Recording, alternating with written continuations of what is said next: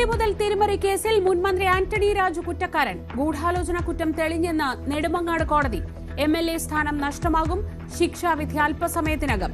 ഒന്നാം പ്രതി KS ജോസും കുറ്റക്കാരൻ. നിരപരാധിയെന്നും നിയമപരമായി നേരിടുമെന്നും ആന്റണി രാജു.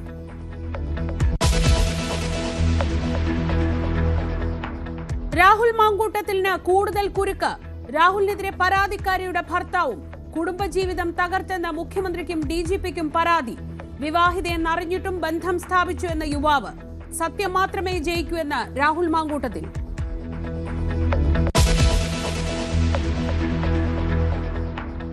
ശബരിമല സ്വർണ്ണക്കൊള്ളയിൽ കേന്ദ്ര ഏജൻസിയുടെ അന്വേഷണം ആവശ്യമില്ലെന്ന് ഹൈക്കോടതി അറിയിക്കാൻ SIT.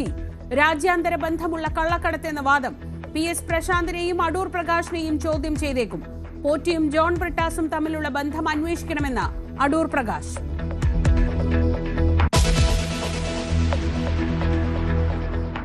അധ്യാപകർക്ക് KTET നിർബന്ധമാക്കിയ ഉത്തരവ് മരവിപ്പിച്ച സർക്കാർ. നടപടി അധ്യാപക സംഘടനകളുടെ എതിർപ്പിനെ തുടർന്ന്. സുപ്രീം കോടതി വിധിക്കെതിരെ റിവ്യൂ ഹർജി നൽകുമെന്ന് V ശിവൻകുട്ടി.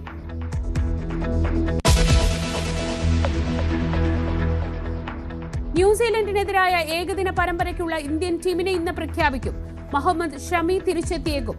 രണ്ടാം വിക്കറ്റ് കീപ്പറായി ഇഷാൻ കിഷനും സാധ്യത.